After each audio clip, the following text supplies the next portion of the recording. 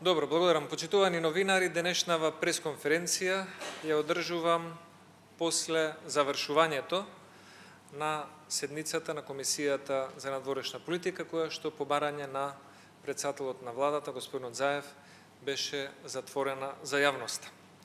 На таа седница имавме можност да имаме увид во нацрт договорот, кој што според господинот Заев се уште има можности да се подобрува. Договорот за соработка и добрососедство помеѓу Македонија и Бугарија. Доколку навистина овој нацрт договор се уште е отворен за интервенции за подобрување на текстот, сите пратеници присутни од Коалицијата за подобра Македонија дадоа сериозни забелешки и сериозни препораки каде нацрт договорот за добрососедство помеѓу Македонија и Бугарија може да се подобри. Нема да истакнувам конкретни членови или детали, но ќе го кажам тоа воопштено во областите каде што ние ги лоциравме, сериозните слабости кои што овој договор ги има. Прво, декларацијата од 1999 година е необврзувачка и има улога на препорака за соработка и добрососедство. Кога преминуваме во фаза на договор, договорот е правно обврзувачки, билатерално и меѓународно. И затоа се треба да се внимава што се подпишува, бидејќи подпишувањето на еден договор значи не само успех во моментот на подпишувањето, туку и последица по година, по 5 или по 15 години од неговото подпишување. Прво, нашата главна забелешка и препорака беше дали македонскиот народ, како конститутивен народ во Република Македонија, ќе биде споменат или нема да биде споменат во договорот за добрососедство помеѓу Македонија и Бугарија. Ние сметаме, ако е договор за добрососедство и договор на добра волја, пријателство и соработка, не би требало за ниеден политичар, ниту во Софија, ниту во Скопје, да биде проблем македонскиот народ да биде споменат во овој договор. Второ, дали македонскиот јазик во овој билатерален договор помеѓу Софија и Скопје ќе биде споменат дека постои само заради постоењето на Уставот на Република Македонија или фразата за употребата на македонскиот јазик ќе биде таква дека македонскиот јазик има своја посебност независно од Уставот на Република Македонија. Третата забелешка беше дали господинот Заев е спремен да подпише билатерален договор кој што содржи најмалку еден член, кој што ние сметаме дека не е во согласност со членот 49 од Уставот на Република Македонија, кој што ја предвидува уставната обврска на државата да се грижи за македонците надвор од државата. Четвртата забелешка се однесуваше на фразата заедничка историја, каде што пратениците од Коалицијата за подобра Македонија сметаат дека би било многу подобро да има една поширока фраза каде што ќе бидат истакнати и делот на заедничката и делот на посебните истории на Македонија и на Бугарија, и на македонскиот и на бугарскиот народ. И петата и последна суштинска забелешка која што ја дадовме по однос на овој договор се однесуваше на забележителната асиметрија на правата и на обврските на двете договорни страни во договорот. Се предвидуваат многу повеќе права за Република Бугарија како страна во овој договор, а многу повеќе ограничувања, рестрикции и обврски за Република Македонија како страна во овој договор. И затоа цениме дека следниот период владата треба, наместо да брза и да брка датум за подпишување на македонско-бугарскиот договор, треба да брза и да постигнува подобар квалитет на текстот за постигнување на еден взаемен договор, кој што ќе значи и взаемна почит на двата народи и взаемно признавање на двете држави, на двете култури и взаемна соработка за перспективата на Македонија и Бугарија како соседи.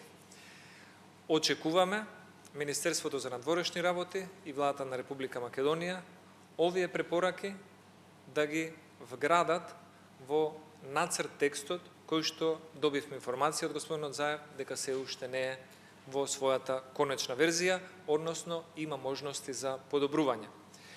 Доколку ваквите препораки бидат вградени како дел од текстот и со тоа го унапредат како содржина, а и со самото тоа биде и поповолен за Република Македонија, ние како пратеници во Собранието, дел од Коалицијата за подобра Македонија, би дале поддршка за договор во кој што ќе се спомене македонскиот народ, ќе се потврди македонскиот јазик, ќе има симетрични обврски и за Македонија и за Бугарија и ќе има јасна дистинкција помеѓу делот на заедничката и делот на посебната историја. Доколку овој нацрт договор остане непроменет и го задржи истиот текст кој што го видовме и денес, тогаш ќе остане кај нас сомнежот дека денешната седница била само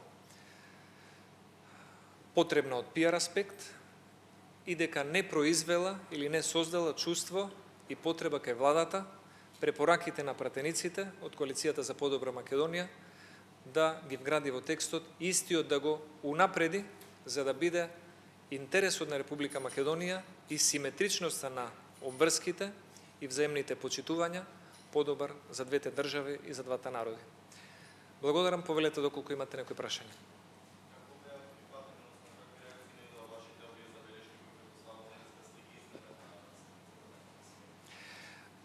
Какви ќе бидат реакциите на нашите препораки кон нацрт договорот од страна на владата, на господинот Заев и на Министерството за надворешни работи, ќе видиме, најдобар одговор ќе добиеме со нивните действија и обиди да го подобрат текстот за кој што разговаравме. Затоа што сметаме дека ако еден ваков договор со овие 5 сериозни недостатоци и слабости се подпише, тој може да биде краткорочно за една влада во првите 3, 4 или 6 месеци успешен проект. Но бидејќи ќе има правно обврзувачко дејство, може долгорочно во следните 4, 6 или 15 години да создава дополнителни недоразбирања или да создава околности кои што би биле на штета на Република Македонија. Затоа очекуваме владата да работи на подобрување на текстот во интерес на Република Македонија и во интерес на постигнување на еден взаемно добар договор за двете држави.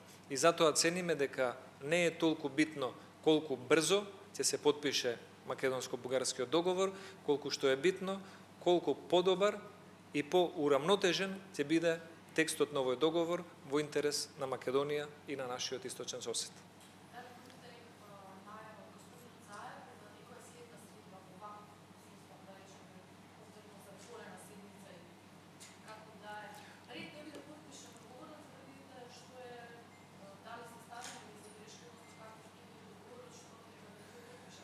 Мислам дека седницата беше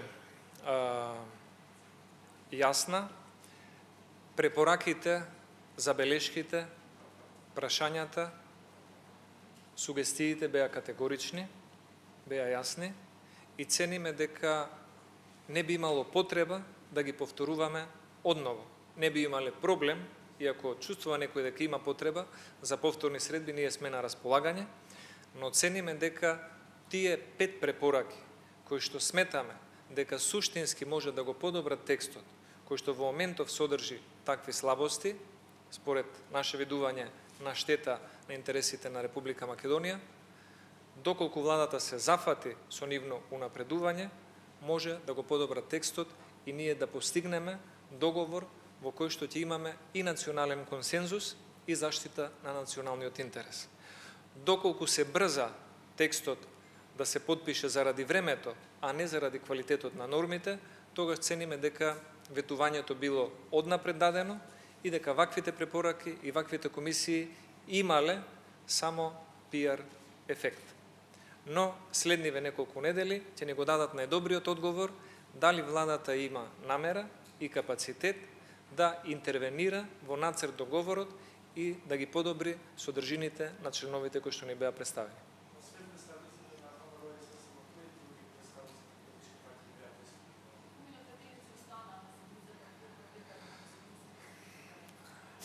На број, не знам. Колку бе? 14 пратеници, да. Извинете? Беше присутен колегата Талат Джафери, беше присутен колегата од ГРОМ, беше присутен колегата од Социјалистичка партија, колешката од СДСМ Ивана Туфекџич, не ги знам сега сите по име и по презиме, но имаше кворум и доволен број на пратеници и интерес за дискусија по ова прашање.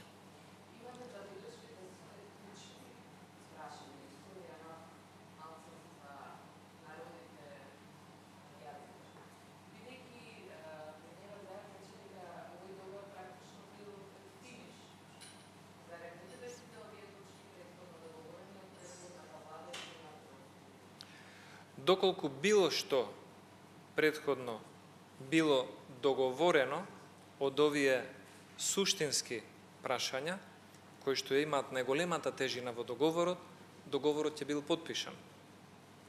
Бидејќи договарањето за суштинските разлики не одело така лесно, не се случило ниту подпишувањето. И затоа нашата препорака до господинот Заев беше: декларацијата е правно необврзна и е препорака која што дава упатство за взаемно почитување и добрососедство. Договорот е правно обврзувачки документ и кога тој треба да се подпише, тој станува историски правен обврзувачки документ за Македонија и за Бугарија и треба да се внимава што се подпишува во такви моменти и затоа сметаме дека препораките што ги дадовме по однос на македонскиот народ, македонскиот јазик, членот 49 од Уставот на Република Македонија, заедничката и посебната историја на двата народи, како и асиметријата во правата и обврските во договорните страни, треба да се земат во предвид пред да се донесе конечната одлука за подписување на договорот. Ако на владата и е потребна опозицијата за да ја даде поддршка за овој договор, ние очекуваме владата дел од овие сериозни препораки да ги вгради во предлог текстот кој што ќе дојде за ратификација. Доколку владата чувствува дека си е самодоволна и ќе го подпише овој договор без разлика на препораките од опозицијата, тогаш нема да има поддршката од опозицијата и ќе ја превземе одговорноста за тоа што ќе го подпише. Благодарам многу. Извинете? Не, на тама, една работа можам да ви кажам на таа тема. До сега собранието имало 3 подпредседатели. И тоа бил одреден трошок за собранието. Ако се донесе одлука собранието да има 5 подпредседатели, тоа ќе биде дупло поголем трошок и за буџетот и за собранието. Ние цениме дека собранието и подпредседателските места не се фотели за задоволување на коалицијски интереси. И треба да се внимава и да се биде рационален. Збориме за ребаланс на буџетот, се крати од образование, се крати од здравство, не би требало да се троши на повеќе функционери во државата.